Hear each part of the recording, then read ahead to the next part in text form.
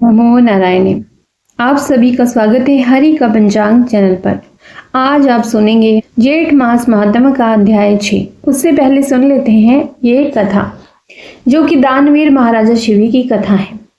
पूर्व वंश में जन्मे उशीनगर देश के राजा शिवी बड़े ही परोपकारी और धर्मात्मा थे। परम दानवीर राजा शिव के द्वार से कभी कोई खाली हाथ भी नहीं जाता था। प्राणियों के प्रति राजा शिवी का बड़ा स्नेह था। उनके राज्य में हमेशा सुख शांति और स्नेह का वातावरण बना रहता था। ईश्वर भक्त राजा शिवी की चर्चा स्वर्गलोक तक होती थी। देवताओं के मुख से राजा शिवी की इस प्रसिद्धि के बारे में सुनकर इंद्र और अग्नि को विश्वास नहीं होता था। अतः उन्होंने उसी नरेश की परीक्षा करने की ठानी और एक युक्ति निकाली। अग्नि ने कबूतर का रूप धारण किया और इंद्र ने एक बाज का रूप धारण किया। दोनों उड़ते उड़ते राजा शिवी के राज्य में पहुंचे। उस समय राजा शिवी एक धार्मिक यज्ञ का अनुष्ठान कर रहे थे। कबूतर उड़ते उड़ते आर्तनाद करता हुआ राजा शिवी की गोद में आ गिरा और मनुष्य की भाषा में बोला, राजन, मैं आपकी शरण आया हूँ, मेरी रक्षा कीजिए। थोड़ी ही देर में कबूतर के पीछे पीछे बाज भी वहां पहुंचा और बोला, राजन, निसंदेह आप धर्मात्मा और परोपकारी राजा हैं। आप कृतघ्न को धन से, झूठ को सत्य से, निर्दयी को क्षमा और क्रूर को साधुता से जीत लेते हैं। इसीलिए आपका कोई शत्रु नहीं, इसीलिए आप अजात शत्रु नाम से प्रसिद्ध हैं। आप अपकार करने वाले का भी उपकार करते हैं। आप दोष खोजने वालों में भी गुण खोजते हैं। ऐसे महान होकर आप यह क्या कर रहे हैं? मैं क्षुधा से व्याकुल होकर भोजन की तलाश में भटक रहा था। तभी संयोग से मुझे यह पक्षी मिला और आप इसे शरण दे रहे हैं। यह आप अधर्म कर रहे हैं। कृपया करके यह कबूतर मुझे दे दीजिए, यह मेरा भोजन है। इतने में कबूतर बोला, शरणार्थी की प्राण रक्षा करना आपका धर्म है राजन। अतः आप इस बाज की बात कभी मत मानिए। यह दुष्ट बाज मुझे मार डालेगा। दोनों की बात सुनकर राजा शिवी बाज से बोले, हे बाज, यह कबूतर तुम्हारे भय से भयभीत होकर मेरी शरण आया है, अतः यह मेरा शरणार्थी है। मैं अपनी शरण आए शरणार्थी का त्याग कैसे कर सकता हूँ? जो मनुष्य लोभ, भय, ईर्ष्या, लज्जा या द्वेष से शरणागत की रक्षा नहीं करते या उसे त्याग देते हैं, उन्हें ब्रह्म हत्या के समान पाप लगता है। सभी जीवों को अपने प्राण प्रिय होते हैं। समर्थ और बुद्धिमान मनुष्यों को चाहिए कि असमर्थ और मृत्यु भय से भयभीत जीवों की रक्षा करे। अतः हे बाज, मृत्यु के भय से भयभीत होकर यह कबूतर मैं तुझे नहीं दे सकता। इसके बदले तुम जो चाहो खाने के लिए मांग सकते हो। मैं तुझे वह अभिष्ट वस्तु देने को तैयार हूँ। तब बाज बोला, हे राजन, मैं क्षुधा से पीड़ित हूँ। आप तो जानते ही हैं, भोजन से ही जीव उत्पन्न होता है और बढ़ता है। यदि मैं क्षुधा से मरता हूँ तो मेरे बच्चे भी मर जाएंगे। आपके कबूतर को बचाने से कई जीवों के प्राण जाने की संभावना है। हे राजन, आप ऐसे कैसे धर्म का अनुसरण कर रहे हैं जो अधर्म को जन्म देने वाला है? बुद्धिमान मनुष्य उसी धर्म का अनुसरण करते हैं जो दूसरे धर्म का हनन न करे। आप अपने विवेक के तराजू से तोलिए और जो धर्म आपको अभिष्ट हो वह मुझे बताइए। राजा शिवी बोले, हे बाज, भय से व्याकुल हुए शरणार्थी की रक्षा करने से बढ़कर कोई धर्म नहीं है। जो मनुष्य दया और करुणा से द्रवित होकर जीवों को अभय दान देता है, वह देह के छूटने पर सभी प्रकार के भय से मुक्त हो जाता है। धन, वस्त्र, गऊ और बड़े बड़े यज्ञों का फल यथा समय नष्ट हो जाता है, किंतु भय आकुल प्राणी को दिया अभयदान कभी नष्ट नहीं होता। अतः मैं अपने संपूर्ण राज्य और इस देह का त्याग कर सकता हूँ, परंतु इस ब्याह आकुल पक्षी को नहीं छोड़ सकता। हे बाज, तुझे आहार ही अभिष्ट है, सो जो चाहो सो आहार के लिए मांग लो। बाज बोला, हे राजन, प्रकृति के विधान के अनुसार कबूतर ही हमारा आहार है, अतः आप इसे त्याग दीजिए। राजन बोले, हे बाज, मैं भी विधान के विपरीत नहीं जाता। शास्त्र कहता है, दया धर्म का मूल है, परोपकार पुण्य है और दूसरों को पीड़ा देना पाप है। अतएव तुम जो चाहो सो दे सकता हूँ, परंतु यह कबूतर नहीं दे सकता। तब बाज बोला, ठीक है राजन, यदि आपका इस कबूतर के प्रति इतना प्रेम ही है तो मुझे ठीक इसके बराबर तोलकर अपना मांस दे दीजिए, जिससे मैं अपनी क्षुधा शांत कर सकूं। मुझे इससे अधिक और कुछ नहीं चाहिए। प्रसन्न होते हुए राजा शिवी ने कहा, हे बाज, तुम जितना चाहो उतना मांस मैं देने को तैयार हूँ। यदि यह क्षण भंगुर देह धर्म के काम ना आ सके तो इसका होना व्यर्थ है। यह कहकर राजा ने तराजू मंगवाया और उसके एक पलड़े में कबूतर को बिठा दिया और दूसरे पलड़े में वह अपना मांस काट कर रखने लगे। लेकिन कबूतर का पलड़ा जहां का तहां ही रहा। तब अंत में राजा शिवी स्वयं उस पलड़े में बैठ गए और बोले, हे बाज, यह लो, मैं तुम्हारा आहार तुम्हारे सामने बैठा हूँ। इतने में आकाश से पुष्प वर्षा होने लगी, मृदंग बजने लगे। स्वयं भगवान अपने भक्त के इस अपूर्व त्याग को देखकर प्रसन्न हो रहे थे। यह देखकर राजा शिवी विस्मय से सोचने लगे कि इस सब का क्या कारण हो सकता है। इतने में वह दोनों पक्षी अंतर्ध्यान हो गए और अपने असली स्वरूप में प्रकट हो गए। इंद्र ने कहा, हे राजन, आपके जैसा धर्मपरायण और त्यागी मैंने कभी नहीं देखा। मैं इंद्र हूँ जो बाज बना था और ये अग्निदेव हैं जो कबूतर बने थे। हम दोनों तुम्हारे त्याग की परीक्षा लेने आए थे। हे राजन, ऐसे मनुष्य विरले ही होते हैं जो दूसरों के उपकार के लिए अपने प्राणों का भी मोह न करे। ऐसा मनुष्य उस लोक को जाता है जहां से फिर लौटना नहीं पड़ता है। अपना पेट पालने के लिए तो पशु भी जीते हैं, किंतु अभिनंदनीय तो वही मनुष्य है जो दूसरों के हित के लिए जीता है। इतना कहकर इंद्र और अग्निदेव स्वर्ग को चले गए। राजा शिवी ने अपना यज्ञ पूरा और कई वर्षों तक पृथ्वी का राज्य भोगने के बाद परम पद को प्राप्त हुए। ओम नमो नारायण। ओम नमो नारायण। आइए अब सुनते हैं जेठ मास महात्म्य का अध्याय 6। इसमें गायत्री महात्म्य का वर्णन किया गया है। तो आइए आरंभ करते हैं। सुमंतु मुनि ने कहा, राजन, ब्राह्मण का केशांत संस्कार 16वें वर्ष में, क्षत्रिय का 22वें वर्ष में तथा वैश्य का 25वें वर्ष में करना चाहिए। स्त्रियों के संस्कार आमंत्रक करने चाहिए। केशांत संस्कार होने के अनंतर चाहे तो गुरु गृह में रहे अथवा अपने घर में आकर विवाह करके अग्निहोत्र ग्रहण करें। स्त्रियों के लिए मुख्य संस्कार विवाह है।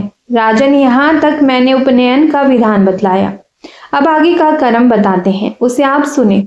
शिष्य का यज्ञ पवित्र कर गुरु पहले उसको सोच, आचार, संध्या उपासन, अग्नि कार्य सिखाए और वेद का अध्ययन कराए। शिष्य भी आचमन करके उत्तर अभिमुख होकर ब्रह्मांजलि बांधकर एकाग्रचित होकर प्रसन्न मन से वेद अध्ययन के लिए बैठे। पढ़ने के आरंभ तथा अंत में गुरु के चरणों की वंदना करे। पढ़ने के समय दोनों हाथों की जो अंजलि बांधी जाती है उसे ब्रह्मांजलि कहा जाता है। शिष्य गुरु का दाहिने चरण दाहिने हाथ से और बायां चरण बाएं हाथ से छूकर उनको प्रणाम करे। वेद के पढ़ने के समय आदि में और अंत में ओंकार का आचरण न करने से सब निष्फल हो जाता है। पहले का पढ़ा हुआ विस्मृत हो जाता है और आगे का विषय याद नहीं होता। पूर्व दिशा में अग्रभाग वाले कुशा के आसन पर बैठकर पवित्री धारण करें तथा 3 बार प्राणायाम से पवित्र होकर ओंकार का उच्चारण करें। प्रजापति ने तीनों वेदों के प्रतिनिधि भूत, अकार, उकार और मकार, इन 3 वर्णों को तीनों वेदों से निकाला है। इनसे ओंकार बनता है। भूर्भुवः स्वः, ये तीनों व्याहुतियां और गायत्री के 3 पाद तीनों वेदों से निकले हैं। इसीलिए जो ब्राह्मण ओंकार तथा व्याहंति पूर्वक त्रिपदा गायत्री का दोनों संध्याओं में जप करता है वह वेद पाठ के पुण्य को प्राप्त करता है। और जो ब्राह्मण, क्षत्रिय, वैश्य अपनी क्रिया से हीन होते हैं उनकी साधु पुरुषों में निंदा होती है तथा परलोक में भी वे कल्याण के भागी नहीं होते। इसीलिए अपने कर्म का त्याग नहीं करना चाहिए। प्रणव, 3 व्याहतियां और त्रिपदा गायत्री, ये सब मिलकर जो मंत्र यानी कि गायत्री मंत्र होता है वह ब्रह्मा का मुख है। जो इस गायत्री मंत्र का श्रद्धा भक्ति से 3 वर्ष तक नित्य नियम से विधि पूर्वक जप करता है वह वायु की तरह वेग संपन्न होकर आकाश के स्वरूप को धारण कर ब्रह्म तत्व को प्राप्त करता है। एकाक्षर ओम पर ब्रह्मा है। प्राणायाम परम तप है। सावित्री से बढ़कर कोई मंत्र नहीं है और मौन से सत्य बोलना श्रेष्ठ है। तपस्या, हवन, दान, यज्ञ आदि क्रियाएं स्वरूपतः नाशवान है, किंतु प्रणव स्वरूप एकाक्षर ब्रह्मा ओंकार कभी नाश न होता है। विधि, यज्ञ, दर्श, पौर्णमास आदि से जप यज्ञ सदा ही श्रेष्ठ है। उपांशु जप यानी कि जिस जप में केवल होठ और जीभ चलते हैं, शब्द सुनाई नहीं पड़े, लाख गुना अच्छा है और उपांशु जप से मानस जप 1000 गुना अधिक फल देने वाला होता है। जो पाक यज्ञ यानी कि पितरकर्म, हवन, बलि, वैश्वदेव विधि यज्ञ के बराबर है, वे सभी जप यज्ञ की 16वीं कला के बराबर भी नहीं है। ब्राह्मण को सब सिद्धि जप से प्राप्त हो जाती है और कुछ करे या न करे पर ब्राह्मण को गायत्री जप अवश्य ही करना चाहिए। सूर्योदय से पूर्व जब तारे दिखाई देते रहे तभी तभी से प्रातः संध्या आरंभ कर देनी चाहिए और सूर्योदय पर्यंत गायत्री जप करता रहे। इसी प्रकार से सूर्यास्त से पहले ही सायं संध्या आरंभ करें और तारों के दिखाई देने तक गायत्री जप करता रहे। प्रातः संध्या में खड़े होकर जप करने से रात्रि के पाप नष्ट होते हैं और सायं संध्या के समय बैठकर गायत्री जप करने से दिन के पाप नष्ट होते हैं। इसलिए दोनों कालों की संध्या अवश्य करनी चाहिए। जो दोनों संध्याओं को नहीं करता उसे संपूर्ण द्विजाति के विहित कर्मों से बहिष्कृत कर देना चाहिए। घर के बाहर एकांत स्थान में अरण्य या नदी सरोवर आदि के तट पर गायत्री का जप करने से बहुत लाभ होता है। मंत्रों के जप, संध्या के मंत्र और जो ब्रह्म यज्ञ आदि नित्य कर्म है, इनके मंत्रों के उच्चारण में अनध्याय का विचार नहीं करना चाहिए, अर्थात नित्य कर्म में अनध्याय नहीं होता। यज्ञोपवीत के अनंतर समावर्तन संस्कार तक शिष्य गुरु के घर में रहे, भूमि पर शयन करे, सब प्रकार से गुरु की सेवा करे और वेद अध्ययन करता रहे। सब कुछ जानते हुए भी जड़वत रहे। आचार्य का पुत्र, सेवा करने वाला, ज्ञान देने वाला, धार्मिक, पवित्र, विश्वासी, शक्तिमान, उदार, साधु स्वभाव तथा अपनी जाति वाला, ये 10 अध्यापन के योग्य हैं। बिना पूछे किसी से कुछ न कहे, अन्याय से पूछने वाले को कुछ न बताएं। जो अनुचित ढंग से पूछता है और जो अनुचित ढंग से उत्तर देता है, वे दोनों नरक में जाते हैं और जगत में सबके अप्रिय होते हैं। जिसको पढ़ाने से धर्म या अर्थ की प्राप्ति ना हो और वह कुछ सेवा शुश्रूषा भी ना करे, ऐसे को कभी ना पढ़ाए, क्योंकि ऐसे विद्यार्थी को दी गई विद्या ऊपर में बीज वपन के समान निष्फल होती है। विद्या के अधिष्ठात देवता ने ब्राह्मण से कहा कि मैं तुम्हारी निधि हूँ, मेरी भली भांति रक्षा करो। मुझे ब्राह्मणों के गुणों में दोष बुद्धि रखने वालों को और द्वेष करने वालों को ना देना, इससे मैं बलवती रहूंगी। जो ब्राह्मण जितेंद्रिय, पवित्र, ब्रह्मचारी और प्रमाद से रहित हो, उसे मुझे देना। जो गुरु की आज्ञा के बिना वेद शास्त्र आदि को स्वयं ग्रहण करता है, यह अति भयंकर रौरव नरक को प्राप्त होता है। जो लौकिक, वैदिक अथवा आध्यात्मिक ज्ञान दे, उसे सर्वप्रथम प्रणाम करना चाहिए। जो केवल गायत्री जानता हो परंतु शास्त्र की मर्यादा में रहे, वह सबसे उत्तम है। किंतु सभी वेद आदि शास्त्रों को जानते हुए भी मर्यादा में ना रहे और भक्ष्य अभक्ष्य का कुछ भी विचार न करे, तो सभी वस्तुओं को बेचे, वह अधम है। गुरु के आगे शैया अथवा आसन पर ना बैठे। यदि पहले से बैठा हो तो गुरु के आते ही नीचे उतर आए और उनका अभिवादन करे। वृद्धजनों को आते देखकर छोटों के प्राण उच्छिष्ट हो जाते हैं, इसलिए नम्रता पूर्वक खड़े होकर उन्हें प्रणाम करने से वे प्राण पुनः अपने स्थान पर आ जाते हैं। प्रतिदिन बड़ों की सेवा और उन्हें प्रणाम करने वाले पुरुष की आयु, विद्या, यश और बल, ये चारों निरंतर बढ़ते रहते हैं। कहा भी गया है, अभिवादनशीलस्य नित्यं वृद्धोपसेवने चत्वारि संवर्धते आयुर्प्रज्ञा यशो बलम। अभिवादन के समय दूसरे की स्त्री को और जिससे किसी प्रकार का संबंध न हो, उसे भवती, सुभगे अथवा भगिनी कहकर संबोधित करे। चाचा, मामा, ससुर, ऋत्विक और गुरु, इनको अपना नाम लेते हुए प्रणाम करना चाहिए। मौसी, मामी, सास, बुआ और गुरु की पत्नी, ये सब माता यानी कि पूज्य हैं, मान्य है। बड़े भाई की स्वर्ण स्त्री भाभी का जो नित्य आदर करता है और उसे माता के समान समझता है, वह विष्णु लोक को प्राप्त करता है। पिता की बहन, माता की बहन और अपनी बड़ी बहन, ये तीनों माता के समान ही है, फिर भी अपनी माता इन सब की अपेक्षा श्रेष्ठ है। पुत्र, मित्र और भांजा यानी कि बहन का लड़का, इनको अपने समान समझना चाहिए। धन, संपत्ति, बंधु, अवस्था, कर्म और विद्या, ये पांचों महत्व के कारण है। इनमें उत्तरोत्तर एक से दूसरा बड़ा है, अर्थात विद्या श्रेष्ठ है। रथ आदि यान पर चढ़े हुए अतिवृद्ध, रोगी, भारयुक्त स्त्री, स्नातक जिसका समावर्तन संस्कार हो गया हो, राजा और वर यदि सामने से आते हो तो इन्हें मार्ग पहले देना चाहिए। ये सभी यदि एक साथ आते हो तो स्नातक और राजा मान्य है। इन दोनों में से भी स्नातक विशेष मान्य है। जो ब्राह्मण शिष्य का उपनयन कराकर रहस्य तथा कल्प सहित विद्या अध्ययन कराता है, उसे आचार्य कहते हैं। जो जीविका के निमित्त वेद का एक भाग अथवा वेदांग पढ़ाता है, वह उपाध्याय कहलाता है। जो निषेक अर्थात गर्भधान आदि संस्कारों को रीति से कराता है और अन्न आदि से पोषण करता है, उस ब्राह्मण को गुरु कहते हैं। जो अग्नोष्टम, अग्निहोत्र, पाक, यज्ञ आदि कर्मों का वर्ण लेकर जिसके निमित्त करता है, वह उसका ऋत्विक कहलाता है। जो पुरुष वेद ध्वनि दोनों कान भर देता है, उसे माता पिता के समान समझकर उसे कभी द्वेष नहीं करना चाहिए। उपाध्याय से 10 गुना गौरव आचार्य का और आचार्य से 100 गुना पिता का तथा पिता से 1000 गुना गौरव माता का होता है। जन्म देने वाला और वेद पढ़ाने वाला ये दोनों पिता हैं, किंतु इनमें भी वेद अध्ययन कराने वाला श्रेष्ठ है, क्योंकि ब्राह्मण का मुख्य जन्म तो वेद पढ़ने से ही होता है। इसीलिए उपाध्याय आदि जितने पूज्य हैं उनमें सबसे अधिक गौरव महागुरु का ही होता है। राजा शतानिक ने पूछा, है मुनि, आपने उपाध्याय आदि के लक्षण बताए, आप महागुरु किसे कहते हैं यह भी बताने की कृपा करें। सुमंतु मुनि बोले, राजन, जो ब्राह्मण जय उपजीवी हो, अर्थात अष्टादश पुराण, रामायण, विष्णु धर्म, शिव धर्म, महाभारत यानी कि भगवान श्री कृष्ण द्वापर व्यास द्वारा रचित महाभारत जो पंचम वेद के नाम से विख्यात है वह महाभारत, तथा श्रोत्र एवं स्मार्त धर्म का ज्ञाता हो वह महागुरु कहलाता है। वह सभी वर्णों के लिए पूज्य है। जो शास्त्र द्वारा थोड़ा या बहुत उपकार करे उसको भी उस उपकार के बदले गुरु मानना चाहिए, अवस्था में चाहे छोटा ही क्यों न हो। पढ़ाने से वह बालक वृद्ध का भी पिता हो सकता है। राजन, इस विषय में एक प्राचीन आख्यान सुने। पूर्व काल में अंगिरा मुनि के पुत्र बृहस्पति, जो कि बालक होने पर भी बड़े वृद्धों को पढ़ाते थे और पढ़ाने के समय हे पुत्रों पढ़ो ऐसा कहते थे। बालक द्वारा पुत्र संबोधन सुनकर उनको बड़ा क्षोभ हुआ और वे देवताओं के पास गए तथा उन्होंने सारा वृतांत बतलाया। तब देवताओं ने कहा, पितृगणों, उस बालक ने न्यायोचित बात ही कही है, क्योंकि जो अज्ञ हो अर्थात कुछ न जानता हो वही सच्चे अर्थ में बालक है, किंतु जो मंत्रों को देने वाला है, वेदों को पढ़ाने वाला है, उपदेशक है, यह युवा आदि होने पर भी पिता होता है। अवस्था अधिक होने से, केश सफेद होने से और बहुत वित्त तथा बंधु बांधवों के होने से कोई बड़ा नहीं हो जाता, बल्कि इस विषय में ऋषियों ने यह व्यवस्था की है कि जो विद्या में अधिक हो वही सबसे महान यानी कि वृद्ध है, बड़ा है।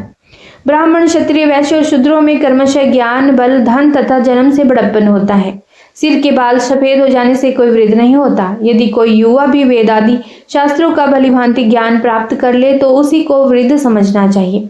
जैसे काष्ठ से बना हाथी, चमड़े से मढ़ा मृग किसी काम का नहीं, उसी प्रकार वेद से हीन ब्राह्मण का जन्म निष्फल है। मूर्ख को दिया हुआ दान जैसे निष्फल होता है, वैसे ही वेद की ऋचाओं को ना जानने वाला ब्राह्मण का जन्म निष्फल होता है। ऐसा ब्राह्मण नाम मात्र का ब्राह्मण होता है। वेदों का स्वयं कथन है कि जो हमें पढ़कर हमारा अनुष्ठान न करे वह पढ़ने का व्यर्थ क्लेश उठाता है। इसलिए वेद पढ़कर वेद में कहे हुए कर्मों का जो अनुष्ठान करता है अर्थात तद अनुकूल आचरण करता है, उसी का वेद पढ़ना सफल है। जो वेद आदि शास्त्रों को जानकर धर्म को उपदेश करते हैं वही उपदेश ठीक है, किंतु जो मूर्ख वेद आदि शास्त्रों को जाने बिना धर्म को उपदेश करते हैं वे बड़े पाप के भागी होते हैं। सोच रहित, वेद से रहित तथा नष्ट व्रत ब्राह्मण को जो अन्न दान दिया जाता है वह अन्न रोदन करता है कि मैंने ऐसा कौन सा पाप किया था जो ऐसे मूर्ख ब्राह्मण के हाथ पड़ा।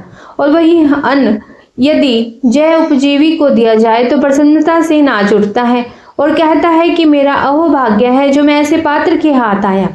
विद्या और तप के अभ्यास से संपन्न ब्राह्मण के घर में आने पर सभी अन्न आदि औषधियां अति प्रसन्न होती हैं और कहती हैं कि अब हमारी भी सदगति हो जाएगी। व्रत, वेद और जप से हीन ब्राह्मण को दान नहीं देना चाहिए, क्योंकि पत्थर की नाव नदी के पार नहीं उतार सकते। इसीलिए क्षत्रिय को हव्य कव्य देने से देवता और पितरों की तृप्ति होती है। घर के समीप रहने वाले मूर्ख ब्राह्मण से दूर रहने वाले विद्वान ब्राह्मण को ही बुलाकर दान देना चाहिए, परंतु घर के समीप रहने वाला ब्राह्मण यदि गायत्री भी जानता हो तो उसका परित्याग ना करे। परित्याग करने से रौरव नरक की प्राप्ति होती है, क्योंकि ब्राह्मण चाहे निर्गुण हो या गुणवान, परंतु यदि वह गायत्री जानता है तो वह परम देव स्वरूप है। जैसे अन्न से रहित ग्राम, जल से रहित कूप केवल नाम धारक हैं, वैसे ही विद्याध्ययन से रहित ब्राह्मण भी केवल नाम मात्र का ब्राह्मण है। प्राणियों के कल्याण के लिए अहिंसा तथा प्रेम से ही अनुशासन करना श्रेष्ठ है। धर्म की इच्छा करने वाले शासक को सदा मधुर तथा नम्र वचनों का प्रयोग करना चाहिए। जिसके मन वचन शुद्ध और सत्य हैं वह वेदांत में कहे गए मोक्ष आदि फलों को प्राप्त करता है। आर्त होने पर भी ऐसा वचन कभी ना कहें जिससे किसी की आत्मा दुखी हो, और सुनने वालों को अच्छा ना लगे। दूसरे का अपकार करने की बुद्धि नहीं करनी चाहिए। पुरुष को जैसा आनंद मीठी वाणी से मिलता है, वैसा आनंद न चंद्र किरणों से मिलता है, न चंदन से, न शीतल छाया से और न शीतल जल से। ब्राह्मण को चाहिए कि सम्मान की इच्छा को भयंकर विष के समान समझकर उससे डरता रहे और अपमान को अमृत के समान स्वीकार करे, क्योंकि जिसकी अवमानना होती है उसकी कुछ हानि नहीं होती, वह सुखी ही रहता है, और जो अवमानना करता है वह विनाश को प्राप्त होता है। इसलिए तपस्या करता हुआ द्विज नित्य वेद का अभ्यास करे, क्योंकि वेद अभ्यास ही ब्राह्मण का परम तप है। ब्राह्मण के 3 जन्म होते हैं, एक तो माता के गर्भ से, दूसरा यज्ञोपवीत होने से और तीसरा यज्ञ की दीक्षा लेने से। यज्ञोपवीत के समय गायत्री माता और आचार्य पिता होता है। वेद की शिक्षा देने से आचार्य को पिता कहते हैं, क्योंकि यज्ञोपवीत होने के पूर्व किसी भी वैदिक कर्म के करने का अधिकारी वह नहीं होता। श्राद्ध में पढ़े जाने वाले वेद मंत्रों को छोड़कर अनुपनीत द्विज वेद मंत्र को छोड़ करके वेद मंत्र का उच्चारण ना करें, क्योंकि जब तक वेद आरंभ ना हो जाए तब तक वह शूद्र के समान माना गया है। यज्ञ पवित्र संपन्न हो जाने पर वटु को व्रत का उपदेश ग्रहण करना चाहिए और तभी से विधि पूर्वक वेद अध्ययन करना चाहिए। यज्ञ पवित्र के समय जो मेखला, चरम, दंड और यज्ञ पवित्र तथा वस्त्र जिसके लिए कहा गया है वह ही धारण करे। अपनी तपस्या की वृद्धि के लिए ब्रह्मचारी जितेंद्रिय होकर गुरु के पास रहे और नियमों का पालन करता रहे। नित्य स्नान कर पवित्र हो, देवता, ऋषियों तथा पितरों का तर्पण करे। पुष्प, फल, जल, समिधा, मृतिका, कुशा और अनेक प्रकार के काष्ठों का संग्रह रखे। मद्य, मांस, गंध, पुष्प, माला, अनेक प्रकार के रस और स्त्रियों का परित्याग करे। प्राणियों की हिंसा। यज्ञ पवित्र हो जाने पर वटु को व्रत का उपदेश ग्रहण करना चाहिए और तभी से विधि पूर्वक वेद अध्ययन करना चाहिए। यज्ञ पवित्र के समय जो मेखला, चरम, दंड और यज्ञ पवित्र तथा वस्त्र जिसके लिए कहा गया है वह ही धारण करें। अपनी तपस्या की वृद्धि के लिए ब्रह्मचारी जितेंद्रिय होकर गुरु के पास रहे और नियमों का पालन करता रहे। नित्य स्नान कर पवित्र हो, देवता, ऋषियों तथा पितरों का तर्पण करे। पुष्प, फल, जल, समिधा, मृतिका, कुशा और अनेक प्रकार के काष्ठों का संग्रह रखें। मद्य, मांस, गंध, पुष्प, माला, अनेक प्रकार के रस और स्त्रियों का परित्याग करें। प्राणियों की हिंसा, शरीर में उपटना, अंजन लगाना, जूता और छत्र धारण करना, गीत सुनना, नाच देखना, जुआ खेलना, झूठ बोलना, निंदा करना, स्त्रियों के समीप बैठना और काम, क्रोध तथा लोभ आदि के वशीभूत होना इत्यादि बातें ब्रह्मचारी के लिए निषिद्ध है। उसे संयम पूर्वक एकाकी रहना चाहिए। वह जल, पुष्प, गौं का गोबर, मृतिका और कुशा तथा आवश्यकता अनुसार भिक्षा नित्य लाए। जो पुरुष अपने कर्मों में तत्पर हो और वेद आदि शास्त्रों को पढ़े तथा यज्ञ आदि में श्रद्धावान हो, ऐसे गृहस्थों के घर से ही ब्रह्मचारी को भिक्षा ग्रहण करनी चाहिए। गुरु के कुल में और अपने पारिवारिक बंधु बांधवों के घरों से भिक्षा ना मांगे। यदि भिक्षा अन्यत्र ना मिले तो इनके घर से भी भिक्षा ग्रहण करे, किंतु जो महापातकी हो उनकी भिक्षा ना ले। नित्य समिधा लाकर सायंकाल और प्रातःकाल हवन करे। भिक्षा मांगने के समय वाणी संयमित रखे। ब्रह्मचारी के लिए भिक्षा का अन्न मुख्य है। एक का अन्न नित्य ना ले। भिक्षावृत्ति से रहना उपवास के बराबर माना गया है। यह धर्म केवल ब्राह्मण के लिए कहा गया है। क्षत्रिय और वैश्य के धर्म में कुछ भेद है। ब्रह्मचारी गुरु के सम्मुख हाथ जोड़कर खड़ा रहे। जब गुरु की आज्ञा हो तब बैठे, परंतु आसन पर ना बैठे। गुरु के उठने से पूर्व उठे, सोने के पश्चात सोए। गुरु के सम्मुख अति नम्रता से बैठे। परोक्ष में गुरु का नाम उच्चारण ना करे। किसी भी बात में गुरु का अनुकरण अर्थात नकल ना करे। गुरु की निंदा ना करे और जहाँ निंदा होती हो, आलोचना होती हो, वहां से उठकर चला जाए अथवा कान बंद कर ले। वाहन पर चढ़ा हुआ गुरु का अभिवादन ना करे, अर्थात वाहन से उतरकर प्रणाम करे। गुरु के साथ एक वाहन, शिष्य, नौकायान आदि पर बैठ सकता है। गुरु के गुरु तथा श्रेष्ठ संबंधी जनों एवं गुरुपुत्र के साथ गुरु के समान ही व्यवहार करे। गुरु की सवर्णा स्त्री को गुरु के समान ही समझे, परंतु गुरु पत्नी के उपनयन लगाना, स्नान आदि कराना, चरण दबाना आदि क्रियाएं निषिद्ध है। माता, बहन या बेटी के साथ एक आसन पर ना बैठे, क्योंकि बलवान इंद्रियों का समूह विद्वान को भी अपनी ओर खींच लेता है। जिस प्रकार खोदते खोदते जल मिल जाता है, उसी प्रकार सेवा शुश्रूषा करते करते गुरु से विद्या मिल जाती है। मुंडन कराए हो, जटाधारी हो अथवा शिखी, हो, चाहे जैसा भी ब्रह्मचारी हो, उसको गांव में रहते हुए सूर्योदय और सूर्यास्त नहीं होना चाहिए, अर्थात जल के तट अथवा निर्जन स्थान पर जाकर दोनों संध्याओं में संध्या वंदन करना चाहिए। जिसके सोते सोते सूर्योदय अथवा सूर्यास्त हो जाए वह महान पाप का भागी होता है और बिना प्रायश्चित के शुद्ध नहीं होता। माता पिता भाई और आचार्य का विपत्ति में भी अनादर ना करें। आचार्य ब्रह्म की मूर्ति है, पिता प्रजापति की, माता पृथ्वी की तथा भाई आत्म मूर्ति है, इसीलिए इनका सदा आदर करना चाहिए। प्राणियों की उत्पत्ति में तथा पालन पोषण में माता पिता को जो क्लेश सहन करना पड़ता है, कष्ट सहन करने पड़ते हैं, उस कष्ट का बदला वे 100 वर्षों में भी सेवा करके नहीं चुका पाते। इसीलिए माता पिता और गुरु की सेवा नित्य करनी चाहिए। इन तीनों के संतुष्ट हो जाने से सब प्रकार के तपों का फल प्राप्त हो जाता है। इनकी शुश्रूषा ही परम तप कहा गया है। इन तीनों की आज्ञा के बिना किसी अन्य धर्म का आचरण नहीं करना चाहिए। ये ही 3 लोक हैं, यही तीनों आश्रम हैं, यही तीनों वेद हैं और यही तीनों अग्नियां हैं। माता गार्हपत्य नामक अग्नि है, पिता दक्षिणा अग्नि स्वरूप है और गुरु आहवनीय अग्नि है। जिस पर ये तीनों प्रसन्न हो जाए वह तीनों लोकों पर विजय प्राप्त कर लेता है और दिव्यमान होते हुए देवलोक में देवताओं की भांति सुख भोगा करता है। पिता की भक्ति से लोक, माता की भक्ति से मध्यलोक और गुरु की सेवा से इंद्रलोक प्राप्त होता है। जो इन तीनों की सेवा करता है उसके सभी धर्म सफल हो जाते हैं और जो इनका आदर नहीं करता उसकी सभी क्रियाएं निष्फल हो जाती हैं। जब तक ये तीनों जीवित रहते हैं तब तक इनकी नित्य सेवा शुश्रूषा और इनका हित करना चाहिए। इनकी सेवा शुश्रूषा रूपी धर्म में पुरुष का संपूर्ण कर्तव्य पूरा हो जाता है। यही साक्षात धर्म है, अन्य सभी उपधर्म कहे गए हैं। उत्तम विद्या अधम पुरुष में हो तो भी उससे ग्रहण कर लेनी चाहिए। इसी प्रकार चांडाल से भी मोक्ष धर्म की शिक्षा, नीच कुल से भी उत्तम स्त्री, विष से भी अमृत, बालकों से भी सुंदर उपदेशात्मक बात, शत्रु से भी सदाचार और अपवित्र स्थान से भी स्वर्ण ग्रहण कर लेना चाहिए। उत्तम स्त्री, रतन, विद्या, धर्म, शौच, सुभाषित तथा अनेक प्रकार के शिल्प जहां से भी प्राप्त हो ग्रहण कर लेने चाहिए। गुरु के शरीर त्याग पर्यंत जो गुरु की सेवा करता है वह श्रेष्ठ ब्रह्मलोक को प्राप्त करता है। पढ़ने के समय गुरु को कुछ देने की इच्छा न करें, किंतु पढ़ने के अनंतर यानी कि बाद में गुरु की आज्ञा पाकर भूमि, स्वर्ण, गौ, घोड़ा, छत्र, उपानह, धान्य, शाक तथा वस्त्र आदि अपनी शक्ति के अनुसार गुरु दक्षिणा के रूप में देने चाहिए। जब गुरु का देहांत हो जाए तब गुणवान गुरुपुत्र, गुरु की स्त्री और गुरु के भाइयों के साथ गुरु के समान ही व्यवहार करना चाहिए। इस प्रकार जो अविच्छिन्न रूप से ब्रह्मचारी धर्म का आचरण करता है वह ब्रह्मलोक को प्राप्त करता है। सुमंतु मुनि पुनः बोले, हे राजन, इस प्रकार मैंने ब्रह्मचारी धर्म का वर्णन किया। ब्राह्मण का उपनयन बसंत में, क्षत्रिय का ग्रीष्म में और वैश्य का शरद ऋतु में प्रशस्त माना गया है। अब गृहस्थ धर्म का वर्णन सुने। ओम नमो नारायण। जेठ मास महात्म्य का 6वां अध्याय संपन्न हुआ। यदि यह कथाएं आपको अच्छी लगी हो तो इसे लाइक और शेयर जरूर कीजिएगा और कमेंट बॉक्स में लिखिएगा ओम नमो भगवते वासुदेवाय। कथा को, वीडियो को लाइक करने के लिए इसलिए बोला जाता है क्योंकि इसके द्वारा ही हमें पता चलता है कि आपको ये कथाएं कितनी अच्छी लगती हैं। फिर हम भी मोटिवेट हो पाते हैं। कथा को पसंद करने के लिए आप सभी का बहुत बहुत धन्यवाद।